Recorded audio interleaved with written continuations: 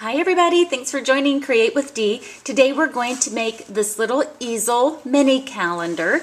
It's so cute, you can put it on your desk. It would also make a great teacher's gift, co-worker's gift, etc. Okay, let's get started making this cute little project. What I like to do for my easel cards for the calendar is I do like to use coaster board. I found this 4x4 size online. If you'd like to visit my blog at www.createwithdee.com under November 2015, or if you open up the YouTube video under the information, I'll have the link right to the blog there. I like to get these ahead of time because even though Stampin' Up! Does sell coaster board in the 2015-16 catalog, it's on page 148. I don't want to mess up my trimmer and my corner rounder, and I just found that I'd rather be safe than sorry and get them already pre-cut, because of course we don't want to ruin our tools. But that's just me. If you have something that will do a good job, you can use the coaster board that's there.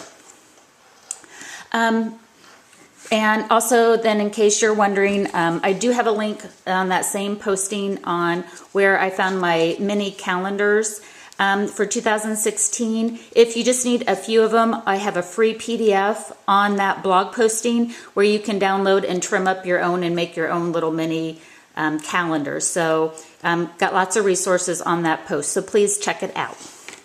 Okay, kind of talk through this just a little bit. On the sample that I have here, the background paper on the coaster board is from Farmer's Market, and I used, if you look on this first one here real closely, it's a wood grain on the top, on the back of the pear, and I did use up the last of that paper because my team is all getting that in the mail as a little fun project that they can do this year and use on their desk or give to somebody. So I don't have any more of that, but that's okay because I'm going to use the wood, the hardwood stamp so that we can mass produce it. This is a background stamp, and I'll show you how we can get a very similar look to what's shown here on the sample.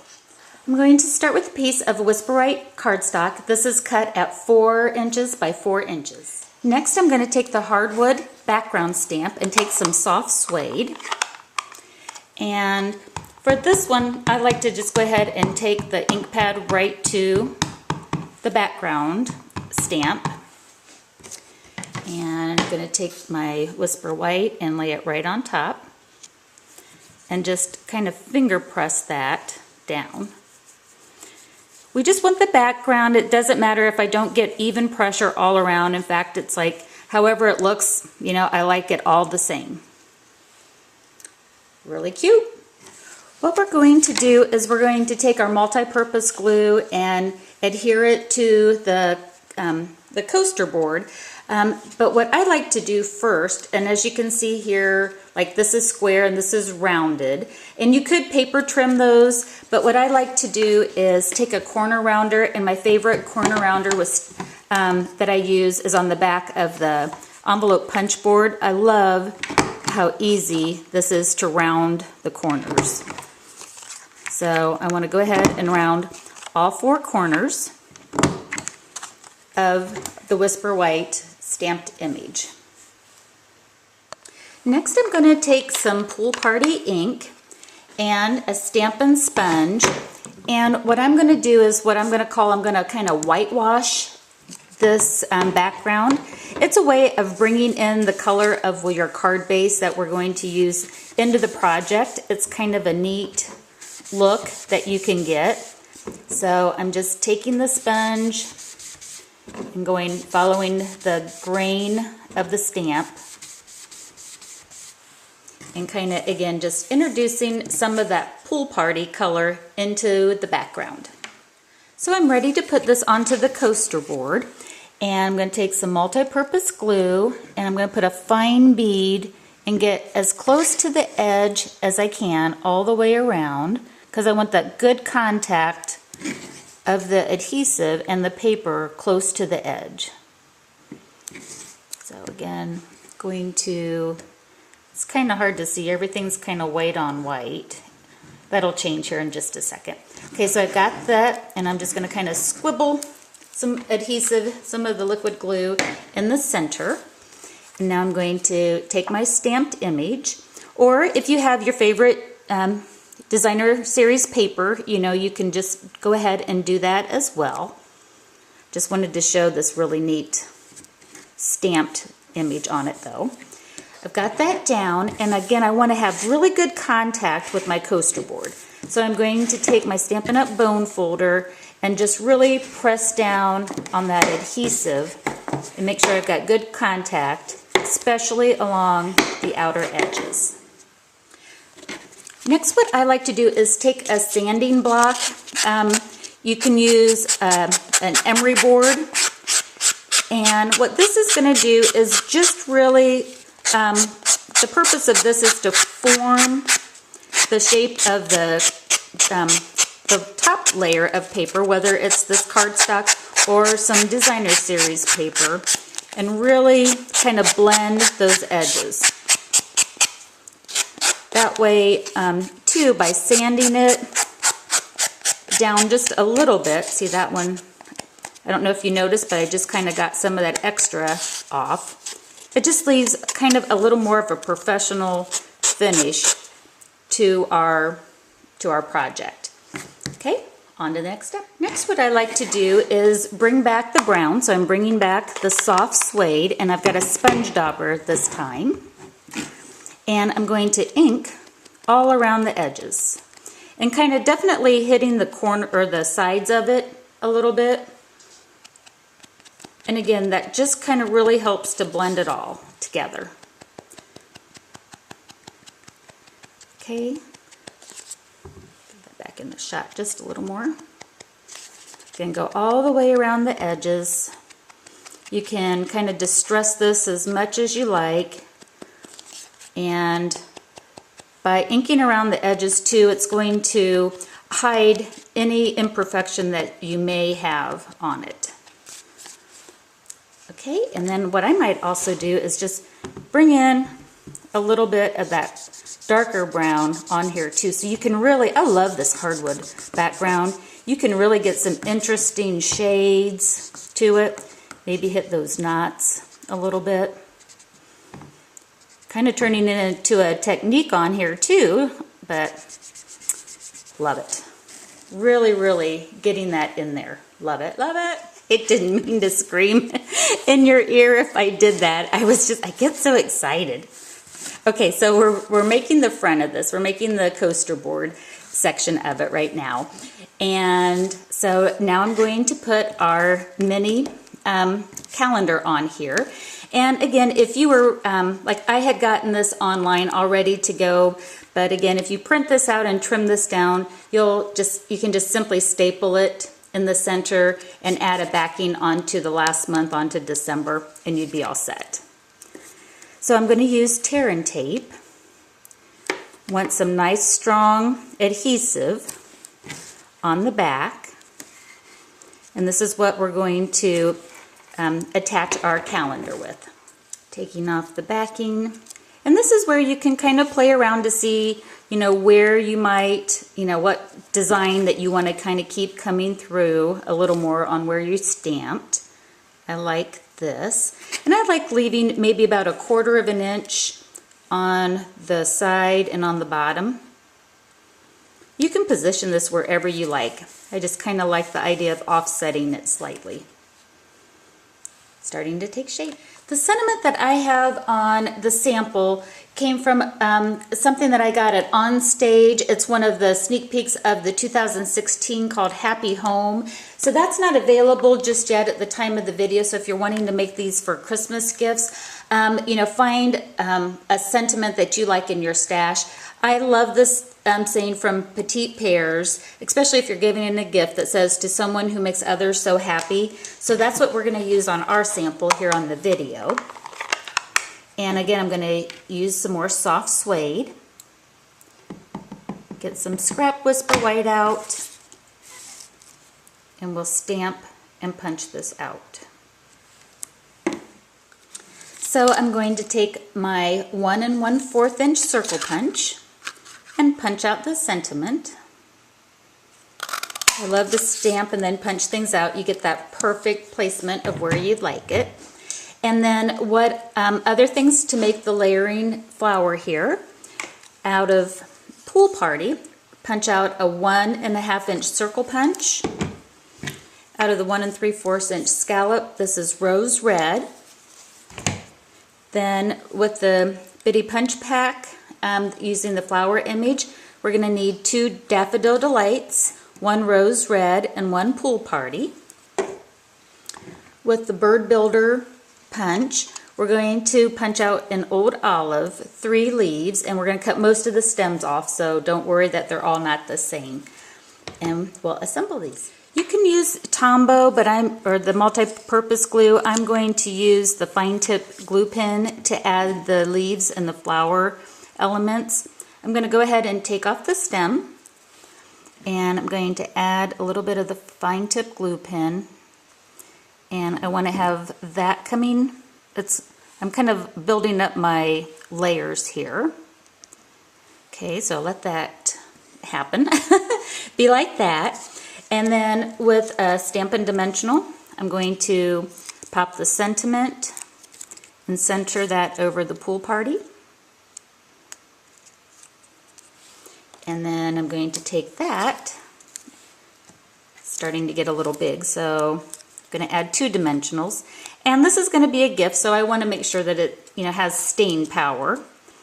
So now with that, I'm going to center that over the scallop. Cute, cute, cute, cute. And now with one of my Daffodil Delight flowers, you can kind of bring those petals inward just a little bit, just with your fingers. On the back of it, again with some sort of liquid glue, I'm using the fine tip glue pen. I'm going to sandwich this in between the Whisper White and the Pool Party layer, so that it's kind of peeking out there a little bit. And probably grab this and kind of flick it out just a little bit. There we go. Just to kind of give it a little more dimension on it. And that's ready to go.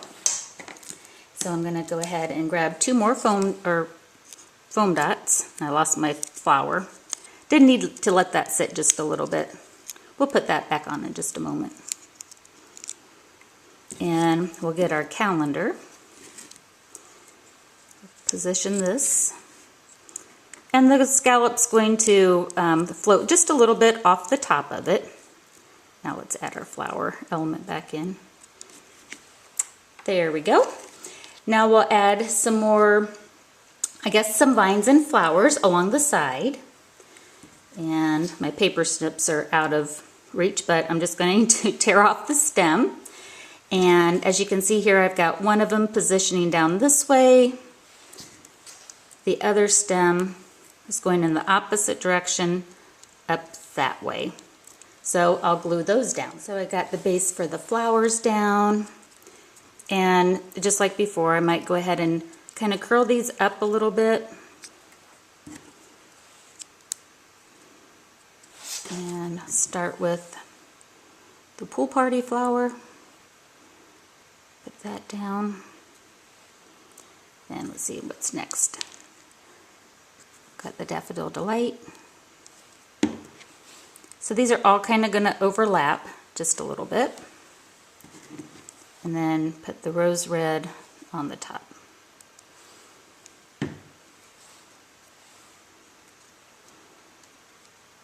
Cute. Okay, got that done. So while that's kind of drying a little bit, we'll go ahead and we'll create our easel. Now it's time to create the actual easel card base, and it's almost the easiest part of the whole project.